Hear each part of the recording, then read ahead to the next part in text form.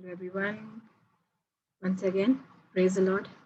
Let's continue our class on the Old Testament survey or Bible survey one, and we'll move forward in the poetical section.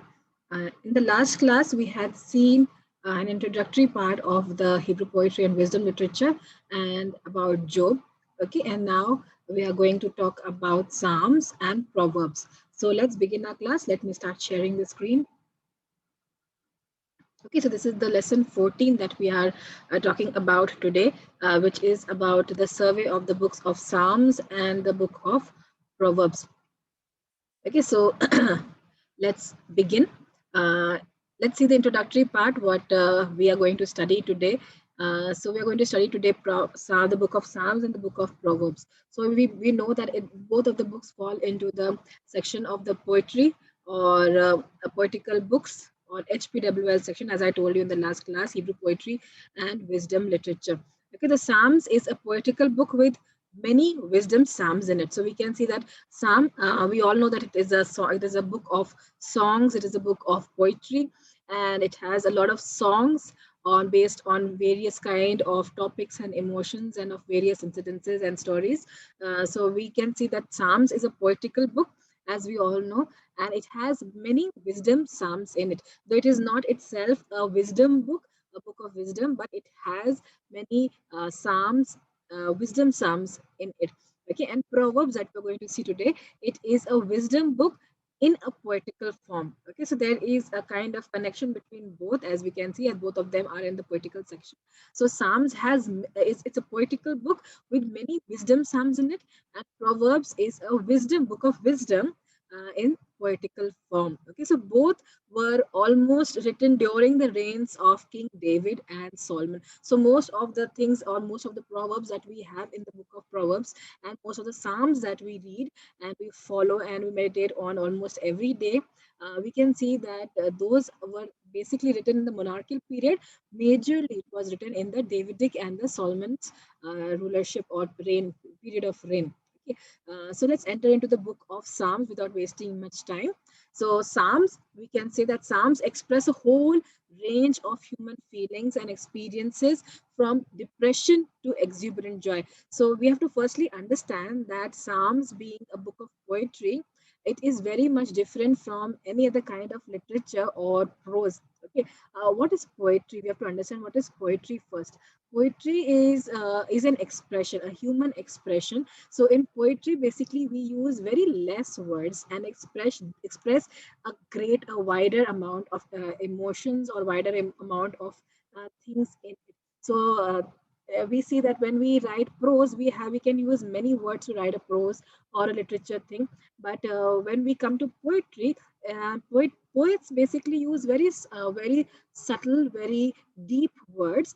Okay, and there's a very less number of words are used to express great and deep kind of emotions. So poetry actually expresses the emotions of human beings, and it is very well used in the Bible also, because Bible is a story of people, and people were there, and people wrote a lot of things, and we see that people express their emotions. So emotions in the sense, when they worship, there is an emotion. When they go through traumas, there is an emotion. When they go through exuberance or happiness or joy, there is an emotion. When there is a wedding, there is an emotion. It's a birthday, there is an emotion.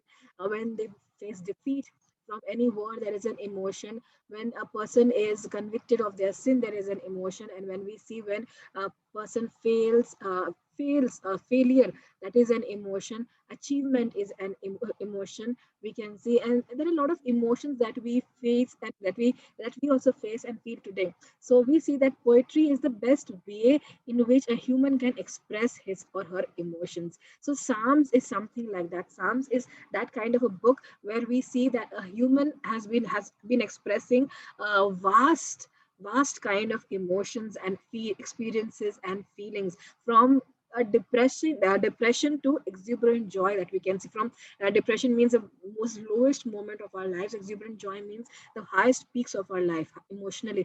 Okay, so we can say that both kind of expressions, from this to this, everything can be mentioned or has been mentioned in a book of psalms. Okay, so though they were expressed for a particular circumstance, so we have to understand that every psalm has been written for a particular circumstance, particular incident that took place in that history past. Okay, so it was written for that time, by that people expressing emotions for that moment.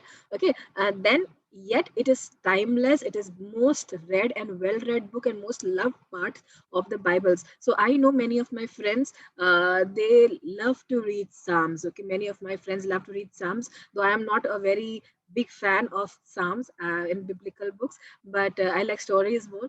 But we see that many of my friends, they tend to read psalms every day, and repeatedly they tend to read psalms every day.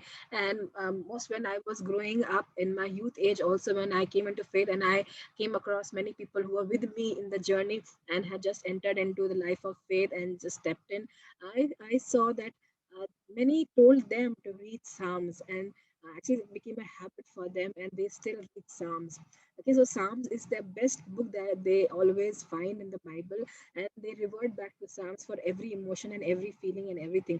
So we see that psalms actually connects with the people of every age. Psalm connects with the people of every walk of life. Psalm connects with the people of going through any kind of emotion and every kind of situation in their life, because we find a psalm for every emotion, we find a psalm for every occasion, we find a psalm for every, a feeling in the bible. So we have to see that, and we can relate with it very easily. And so many times we feel that this is what our hearts want to say, and we recite those psalms and we sing those psalms. Okay, so psalms are something like that. So it was written in those days, expressed by people of those times for a particular circumstance or incidents or event that took place at that time. But we can also see that psalms are still widely read and best read books of the bible, and it is widely loved and deeply loved even today. Okay, so psalms are like any modern hymn book. Okay, because psalms and where the collection of songs are written, and psalms is also a collection of songs. It was written in different circumstances though, but we can say that it is a book, a compilation of different songs. It's like a song book that we have in our churches or in our houses these days.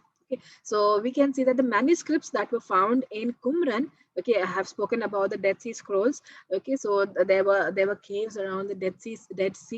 Okay, so those, and in 1947 we know that they found some scrolls, from many scrolls over there, and almost all the books of the bible, especially old testament, all the books were found, and new testament also, all the books were found, and in bits and pieces or manuscripts of many of the books were found. Okay, so we see that manuscripts were found in the Qumran, show that the collection was finalized by the Maccabean period in the second century BC. So all the 150 psalms that we have today, the whole list was finalized in the Maccabean period itself, in the intertestamental period itself, by the second century, and it was being read. Okay, it was being read and followed by the people. So psalms are poems and should be treated as poems. Uh, and should be treated as poems, not like a literature, not like a prose. Okay, so it has a deeper meaning. It cannot be taken literally many times, but we know that poems cannot be taken literally, but they have deeper meaning, they have internal meanings to it. Okay, so we cannot just take them in a superficial way. And many times it isn't just an expression of emotions, they may not be reality, at times it is an expression of emotions. So we have to understand what poem is before, what poetry is before, and then we have to understand that psalms are those, because psalms are poetry, a set of poetry, it's a set of songs written to express emotions. Okay, so this is something about introductory part that we can see about the psalms as songs, as poems. Okay, so let's move ahead, let's talk about the title of the book of psalms. So the Hebrew title for the book is Tehillim. Okay, Tehillim. The Hebrew title for the book is Tehillim, which means hymns of praise. Okay, so the Greek title is Psalmoi, which is a translation of the different word of the Psalms in Hebrew language, which is Mizmor. Okay, so Mizmor is another term. Tehillim is another term which means hymns of praise. Mizmor is another term used for Psalms, which means songs to be sung on stringed instruments. Okay, so from there we see the Greek title has come, which is Psalmoi, okay, which also means songs to be sung on the stringed instruments. Okay, and this is also used in many of the Psalms, especially we can see in Psalm 57. Okay, neither of the titles, we can see that neither of the titles that we have, neither Tehillim or Mismor, neither of the titles have complete description, or they can describe completely the book of Psalms. So let's move on now and talk about the author or the writer or the poets of the book of Psalms, or the collection of Psalms. As we all know, we have read about it that the poetical books are scattered throughout the history of the Old Testament, especially the monarchical period. And that, so it just means, simply means that there has to be many authors and many writers and many poets. So if there are 150 Psalms, you have to understand there have to be a number of poets who have written these Psalms. It's not only David, though Psalms, whenever we say that Psalms, we automatically people tell us that it is written by David. But we have to understand that all Psalms were not written by David, and David did not live so long to write all the Psalms. Okay, so all the Psalms have not been written by David, so authorship cannot be credited to David completely. Okay, so there are many Psalms which have been written by different people. Yes, majority of the Psalms have been written by David, but that doesn't mean that the author of the whole compilation of Psalms is David. Okay, so about half of the Psalms have said to be written by David, and this could mean that David wrote Psalms himself. Secondly, it could mean that Psalms were dedicated to him as a king. Okay, so people have written to him, written about him, dedicating to him. Okay, so that also comes under Davidic Psalms. And then we have Psalms collected by him. So there are three categories, as we can see in the Psalms, that we say that it is the Psalms of David. So whenever you see that it is Psalms of David, it simply means it has either been written by him, or it is either been dedicated to him by the people or somebody as a king, and then it can be a collection by him, or the Psalms that have been collected by him. So of him, yani of David, simply means that these three things are there. So either he has written it, not necessarily that he has written it. Okay, so either he has written, or it is a psalm dedicated to him, or it is a psalm collected by him. So wherever you read Psalms of David, it simply means that. So majority, we can say almost half of it is of David. Okay, Psalms of David. Psalm 90 is attributed to Moses, and Psalm 72 and 127 to King Solomon. And some were composed later on, like in Psalms 137, which is an exilic psalm, and 126, which is a post-exilic psalm. So we have to understand that this is not arranged in the chronological sequence either. It is thematic, probably. It is not arranged in the chronological order. So then there are two big other collection of psalms also. So apart from Solomon, apart from Moses, apart from other post-exilic and pre-exilic psalms, we have to understand that there are more psalms to it. So we have one set of psalms which are written by or composed by the sons of Korah, and then the other is by Asaph. Okay, now who are the sons of Korah? If you remember, at the time of Moses, Korah and some of the elders actually revolted and rebelled against Moses, and um, God judged them, and all those elders were killed and they died, and they were punished by God, but their sons remained. Okay, God did not destroy their family, so their sons remained. So from that time onwards, it is said that these sons, the children of Korah, the family of Korah, they started worshiping God and praising Him for not afflicting their life or not ending their lives. Okay, so from that time onwards, we see they have written many psalms, many poetries unto God, and worshipped God with those songs and played music also. So they were a part of the worship team, we can say, songwriters and music players of that time, in the temple time also. So we can then the second group that we have is the Asaph. Asaph is a Levite, okay, who composed several psalms. Okay, several psalms. So it is mentioned. You can see Psalms of Asaph by Asaph. So it is written over there, sons of Korah. So you will know that these people have written or collected these psalms or composed these psalms. Okay, so we have Asaph, a Levite who composed several psalms. Probably he was a descendant who served in the second temple. Okay, second temple that was built post exile. Okay, second temple, and he collected many of the songs and composed also some of them. So we have to understand Asaph, again, just like of David, it simply means that these songs that are credited to sons of Korah or Asaph also mean the same thing. It simply means either they have written it, either it has been dedicated to them. Okay, probably, and or they have compiled or they have collected those psalms or songs and composed them and written and brought it together or compiled it. Okay, so these were some of the authors or the writers that we have that are responsible or that hold that shoulder the psalms that we have, the book of psalms that we have. Let's move ahead and we'll talk about the types of psalms. So we know when we read, if you have been reading a reader of psalm, or if you have been a person who enjoys psalms, you would have definitely come across and understood that there are different emotions and different kind of psalms that are found in the Bible. So it is a collection of 150 religious songs used for private and public worship in the ancient Israel. Okay, so the psalms, many of the psalms were done in public. Okay, together in the gathering when the people used to gather in Israel at Jerusalem together, and they used to sing together these psalms. And there were also some psalms, we have to understand, that was personal. Okay, it's personal and private, and people used to sing it alone. Okay, personal, in their personal life, अकेलेपन में. Okay, परमेश्वर के सामने अकेलेपन में वो गाते थे. Okay, so many of them are personal expressions of the writer's sheer joy to be found in the sanctuary. These are called ascent psalms. So many people express their joy that they are found not nowhere else but in the sanctuary of God. Like Psalm 84, it is one of the most beautiful psalms that we can sing. It is uh, it talks about people expressing their joy to be found in the sanctuary of God. Then we have psalms that reflect the frustrations of life and its inequalities. That is, example is 73 psalm. Then we have the psalms where the wonder of nature is expressed, where the poet is talking about the beautiful nature, the beauty of nature. So Psalms 19 is one of them.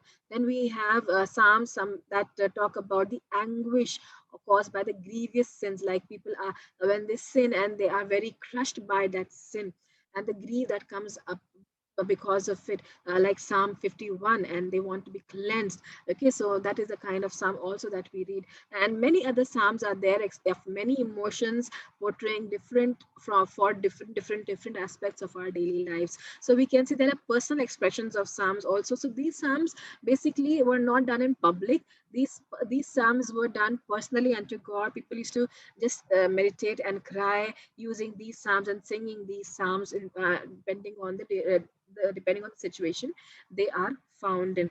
Then we have other psalms which were public psalms. So these were composed for public worship only, and they express humiliation over several defeats. So we have some kind of psalms who express the humiliation when Israel was defeated. They would come back and just before God, kneel down and fall before Him prostrate, and they would feel humiliated. He will humiliated because they have been defeated and they have been defeated by their enemies. So one of the example is 60 Psalm 60 that we see that talks about a humiliation after a defeat in the war.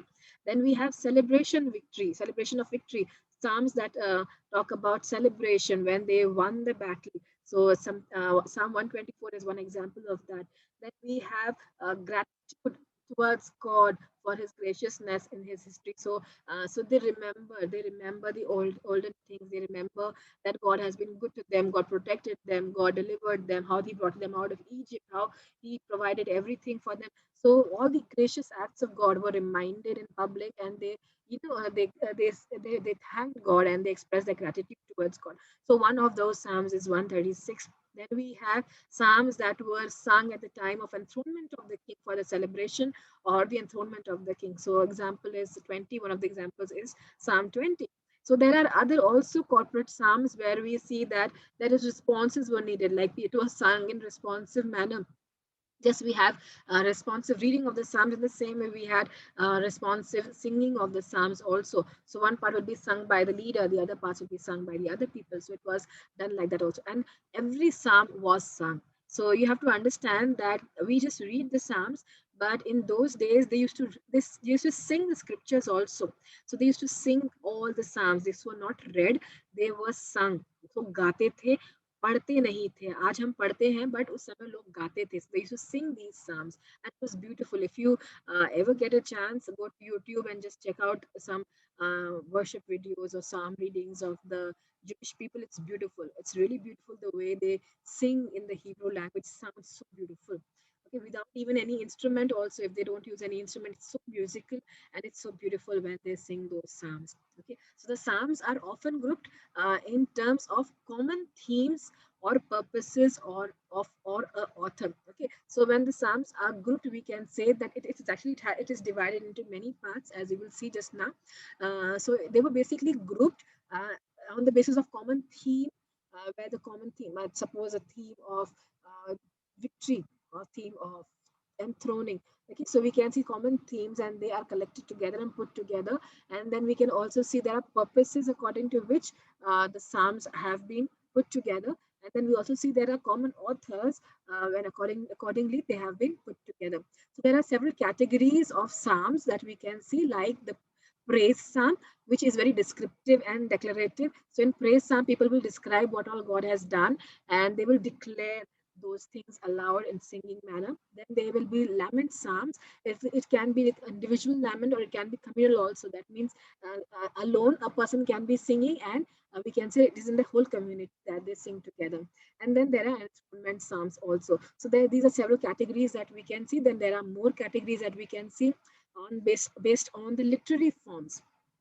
Okay, based on the literary form. So there are Zion songs like Psalm 46, 48, for 76, 84, 87. Then we have triumphal songs, Psalm 68. Then we have pilgrimage songs, that is Psalms 120 to 134. These are considered to be pilgrimage songs. And then we have creation praise, praising the creation, praising the nature. Okay, so those psalms can be Psalm 8, 104, 139. So these were the several psalms that were classified according to the literary forms. Okay, literary forms, writing forms, literary forms. Then we have other several group of liturgical psalms also. Okay, there were psalms that were used for liturgy.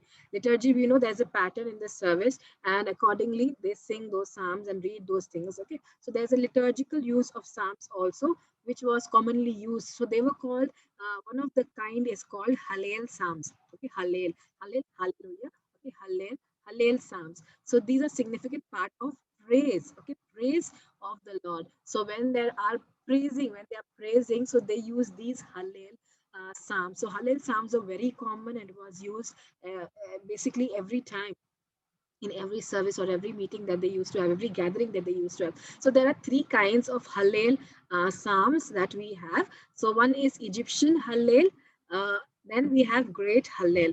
Okay, Egyptian Hallel can be from 113 to 118.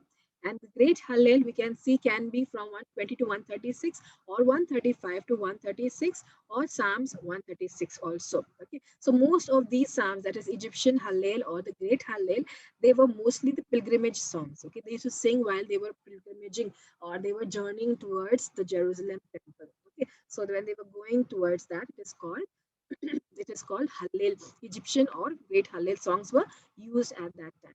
And then there was also one concluding Hallel psalm, so which is around 146 to 150, the last part of the psalms that we have. It is the concluding part of so it is called concluding Hallel psalms. Okay, this constitutes a part of the daily prayers. Okay, our daily prayers so we can just use it as our daily prayers. So they use it as a daily prayer in the synagogues after the destruction of the temple in 70 AD. So these psalms, the Psalms 146 to 1, were used regularly, and they were used during the daily prayers, especially when they used to go to synagogues after the destruction of the temple in 70 AD.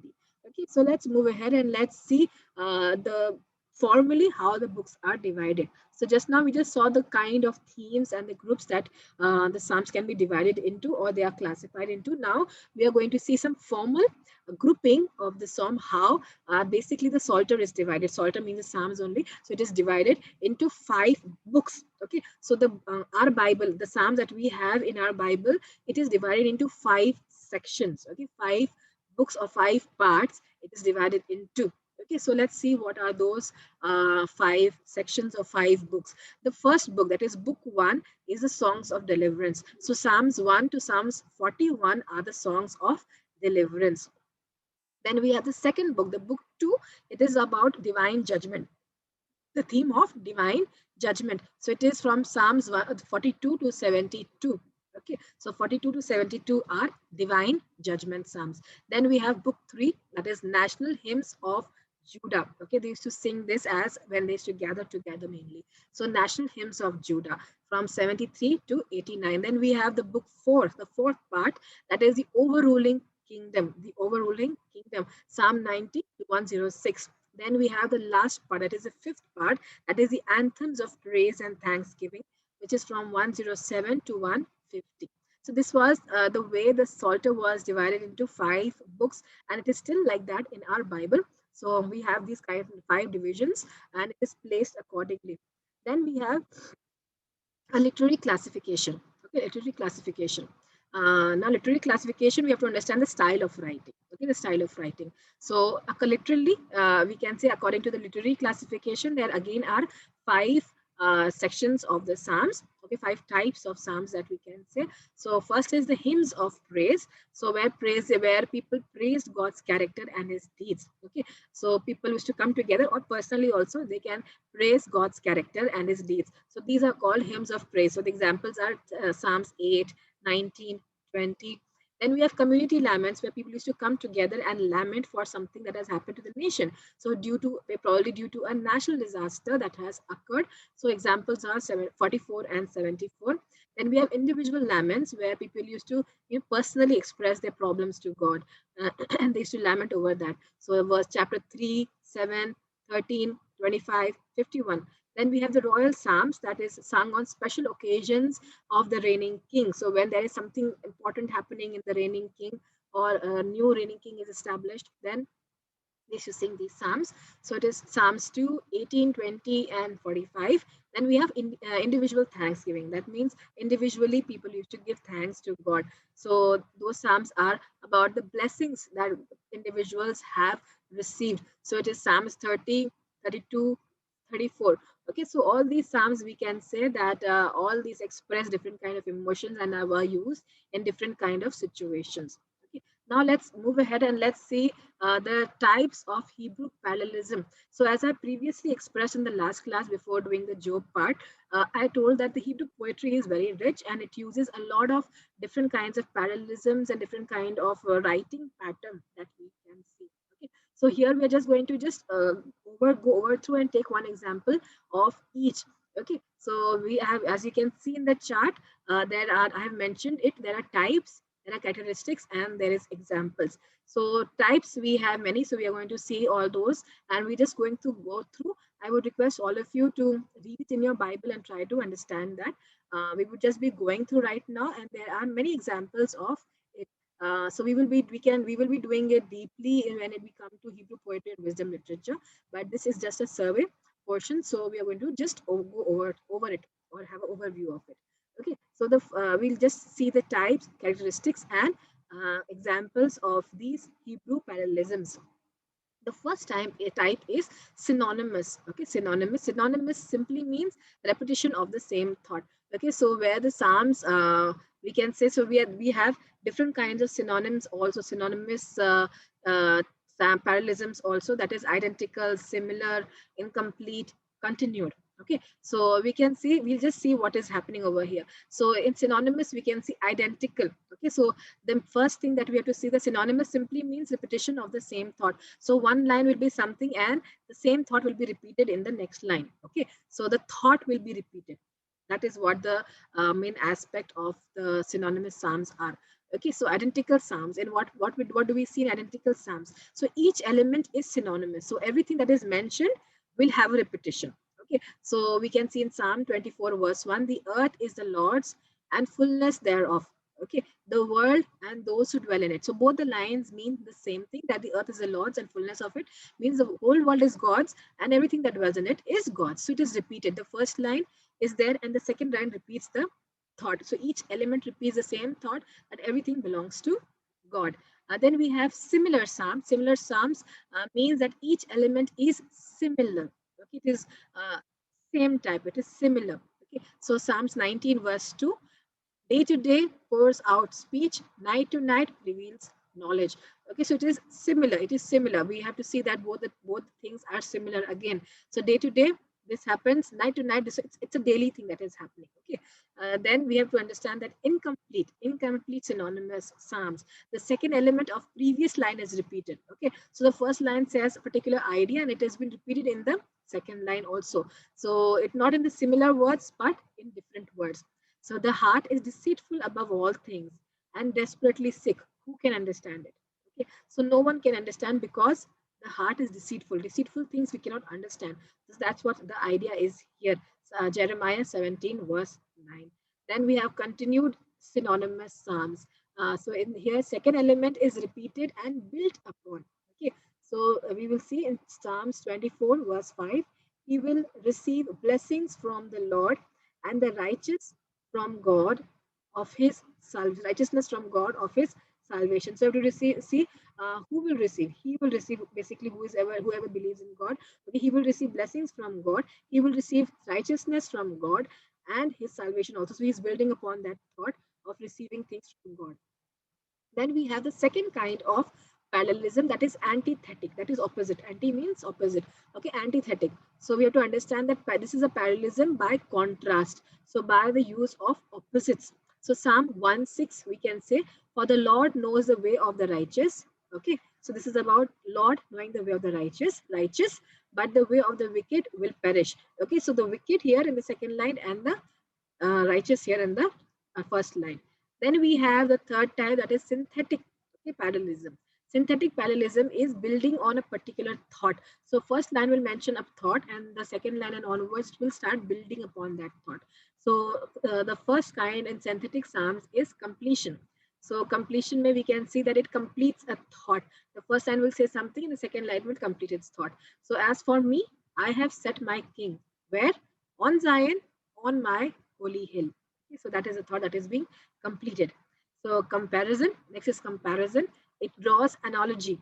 Okay, analogy. So we can see in Proverbs 15 verse 17, better is dinner or herbs where love is than fattened ox and hatred with it. So it's an analogy that we are seeing over here. Okay. Then we can see synthetic psalms where reasons are mentioned. So it gives reasons. Okay, it gives reasons. So Proverbs 26 4, answer not a fool. Why? Okay, answer not a fool according to his folly. Why? Because you will be like him. Okay, so if you answer a fool like in his folly, you will be like him, so you should not answer. That is what we are seeing over here. Then the third type, the fourth type basically we can see is synthetic. Okay, synthetic parallelism. Again, it is building on the same thing that we are seeing, but we have more parts to it, the fourth part, fifth part and the sixth part that we are going to see over here. So we can see this is conceptual. Okay, conceptual, where the themes are used. Okay, themes are used. So blessed is the man who walks not in the counsel of the wicked, nor stands in the way of the sinners, nor sits in the seats of the scoffers. So this is a theme. Who is blessed? This is a man who is blessed. Then we have climactic. This is the fifth one. We can correct the number. This is climactic psalms. So this builds on the same word. Psalm 29 verse 1. It ascribes to the Lord, O heavenly being, ascribe to the Lord glory and strength. So it is ascribe, this word ascribe is being built upon. So on this, the whole psalm is going to build up. It's being repeated. It will be repeated. And on this word, this whole psalm will be built upon. Okay, then we have the last one, that is emblematic psalms. It is here we use simile and metaphors. Okay, so Psalm 42 verse 1. As the deer, you can see as, okay, just like a deer, as, not we are not deer, okay. So as the deer, simile or metaphor is used. So this is a metaphor over here because as is used. Simile over here because as is used. So we have as a deer pants for the flowing streams, so my soul longs for you, oh God. Then we have like cold, like again. Okay, it shows a simile metaphor. Okay, so like cold water to thirsty soul, so is good news from a far country. So we see these are the kind of parallelisms that Psalms uses and the poetical books basically uses. Okay, so this is just a survey that we saw that it's just in short we can see all these things, but there are various more Psalms that belong to the same these patterns. Okay, so you can, when you read the Psalms or when you read the other kind of poetical books, you will understand that okay, this falls in this section, or this is this kind of a psalm, this synthetic, this is antithetic, this is synonymous. Okay, this kind of parallelisms are found. Okay, So let's move ahead and let's jump into the book of Proverbs. Okay, so Proverbs is also one of the most interesting books, and I believe that most of us have read this in our youth and continue to read it for wisdom. And it is beneficial for us anytime that we read the book of Proverbs. Okay, so let's enter into the book of Proverbs. The Proverbs is a book of wise sayings. Okay, we all know that it is a book of wise sayings. It is not just an anthology, but an oriental textbook. Okay, so it's not just a collection of just these proverbs or statements or sayings, but it is an oriental textbook. People used to have this and read this, or instruction manual. Okay, it was used as an instruction manual for schooling young men, and that means when they were young, people used to read these proverbs to get insights, to get corrections, to get to be instructed. Okay, and they were right and successful in living, so that they can be they can live a good life, a correct life, a right life, and a successful life in the ancient Israel.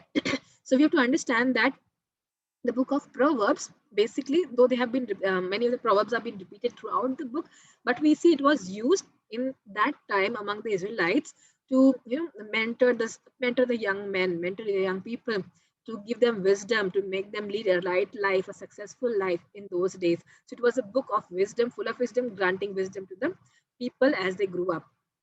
Then we see there is a collection, that the collection is like books that were popular in Egypt at that time. So in Egypt, we have to understand that it was a very rich culture at that time, and it was a good ruling country at that time. It was considered to be a very wise country at that time, and we see that it was practiced in the Egyptian culture that they used to have these pithy sayings, they used to have these phrases, they used to have these popular statements in scroll manner on book type, where people used to read it and gain knowledge and information from it. If you remember, they had books on magic, they had books on wisdom, they had books on teaching, they had books on everything at that time. Okay, so they were a very intellectual group of people. So we have to understand that they used to practice this. They used to have these collections, and people used to take advice. You read them and take advice from them. Okay, so it's a wisdom. Its wisdom is clear in short, sharp phrases, dramatic contrasts, and important situations of life. So we have to understand what is there in the book of Proverbs. So in small statements, we can see in two lines, just in two lines, we can see that a huge amount of wisdom is given. So in just short, sharp phrases, dramatic contrasts, we can see that wisdom, a lot of wisdom is given through those two statements that we have running throughout the book of Proverbs. Okay. And it talks about every phase of our lives, from young to old, from rich to poor, from success to failure. For everything, it is mentioned over there. So every phase of life, every walk of life, every situation of life is mentioned in here in the book of Proverbs, and statements and pithy sayings and words of wisdom are given about that also. So it's a very good thing to read it and learn from it. So it sets out what is right and what is wrong. So it simply gives us the wisdom. It simply gives us the knowledge of what is right and what is wrong. So when you know what is right, you should follow the right path. Even by knowing what is right and you do the wrong thing, then you are a fool, according to Proverbs. So it sets out the right and the wrong before you, not as a quick formula of success, but because it gives you wisdom. Okay, it gives you wisdom, and the wisdom comes from the reverence of God and the obedience of God. So it basically leads you to obey or to revere God and His word, and through that you will be successful. That's what the book of wisdom is all about. It's not a quick it's not like a steps that will a ladder that it is giving you, or a quick formula that it is giving you for success. No, it does not say that if you do like this, quickly you'll be success. It's not like that. It's not a quick fix over there, but it says that you need wisdom. Wisdom is what? When you fear the Lord, it is wisdom. When you revere the Lord, it is wisdom. When you obey the Lord, it is wisdom. And by obeying the Lord, revering the Lord, following the will of God, purpose of God, you will achieve success gradually. That's what the formula is in the book of Proverbs.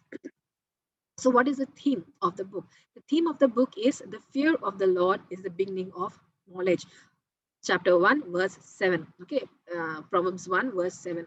So we have to understand that is the main thought, main idea running throughout the whole book of Proverbs. So the compiler appeals to the wisdom to produce a stable, God-fearing society. Okay, so here we have to understand that wisdom is taken, or it's imagined to be a woman whom he's talking to most of the time. The author is talking to most of the time.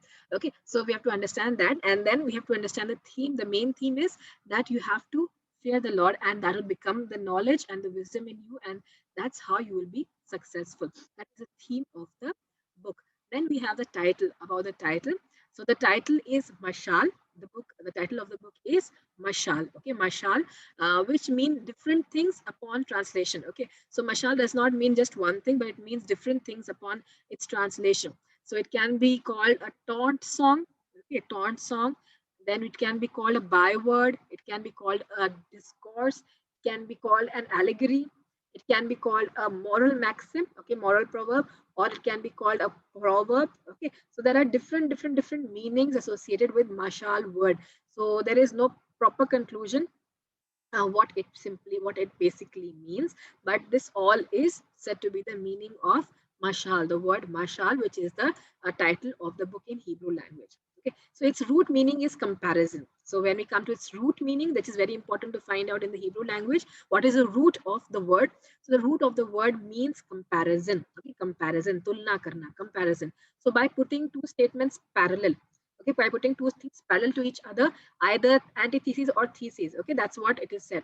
So there's a contrast that will signify the difference or synonym or a poetic repetition or a development. Okay, that's what we can see. So there is a comparison. It can be synonymous, it can be antithesis, it can be antithetic, it can be repetitive, it can be a developmental, it can be completion, so it can be anything. So we have to understand that there is a comparison. So everything that we have throughout the proverbs will be a comparison between two things. Okay, so it's always a comparison in the book of Proverbs. This or this or this or this and this. That's how it is. The book of Proverbs have been written. So the English title that we have is from the Latin version. Okay, so from the Latin version calls it Proverbia, and from there we have our Proverbs. So let's look into the date and the authorship of the book. So it is believed that the Proverbs belong to the days of Israel's first kings. First kings was Saul, David, and Solomon. Okay, so though editing continued throughout the centuries, so they used to say, and they left behind a lot of pithy sayings, a lot of statements, and a lot of phrases, and the organizing of it and compiling of it continued, or editing of it continued throughout the centuries, and that is why it came later on only in the hands of the people. So it is considered that King Hezekiah was the one who organized and did some of the editorial work. Okay, King Hezekiah is credited to be a person who actually organized most of the books of Proverbs, and he has done as a work of editor. Okay, he reigned around 250 years after Solomon. So we have to understand that most of the Proverbs that we have is credited to Solomon, and some here and there also they have written, but most of it is credited to Solomon, and the editing work has been, or compilation completely was done by around 250 years later. Not only that, we can see further editing was also done, and finalizing was also done, which was done by Ben Sira. Okay, Ben Sira. So Ben Sira is the person basically who actually finalized, even after Hezekiah, he finalized everything and brought it into a pattern that we read. So it was done in 180 BC. 180 BC. Okay, so it was done long time later, after the Proverbs had been said or written by the kings. Okay, so Solomon's role is actually not clear here. Okay, what Solomon has done in the book, so it is actually not so much clear, because it does not talk about how he played, what kind of role was he playing in the book of Proverbs. Okay, though his name appears in the title as the Proverbs of Solomon, and he is probably the author or the compiler of the largest section. So most of it was written probably by Solomon, but obviously, as a Psalms, the whole thing is not written by David. Here also, the Proverbs completely was not written by Solomon. Okay, so most of it definitely is written by Solomon, because he was one of the wisest man, as we read about him. Not practically, but definitely in all the things that he said. Okay, so वो नसीहत देने में और चीजें बोलने में he was very wise.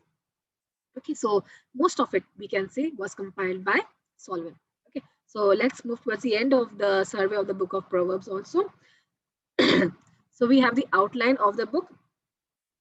Proverbs Proverbs 1 to chapter 1 verse 1 to 9 is introduction. Then we have 1 verse 10 to 9 to verse 18. Verse 18, the voice of wisdom. Okay. Then we have chapter 10, verse 1 to 22, verse 16, miscellaneous Proverbs of Solomon. Then we have 22, verse 17 to 24, verse 34, words of the wise. Then we have 25, verse 1 to 29, verse 27. We have second collection of the Proverbs of Solomon. Then we have 30, verse 1 to 30. See here we have the words of Agur. So it is apart from Solomon. Then we have 31, verses 1 to 9, words of Lemuel. Again, who is not Solomon, somebody else apart from Lemuel. Sorry, Solomon. Then we have 31, verses 10 to 31, which is an acrostic poem on the perfect woman or the wife. Okay, so it's not necessarily wife. The word that is used, it can be used interchangeably with woman. So it's not particularly about a wife. So it's an acrostic psalms, acrostic proverbs. Okay, so these were the book. This was all about the book of Psalms and the book of Proverbs. Okay, so we end this part over here. I hope you all are able to understand uh, these things. Okay, so let's close. We'll end the class over here. We'll meet in the next class with the next set of books.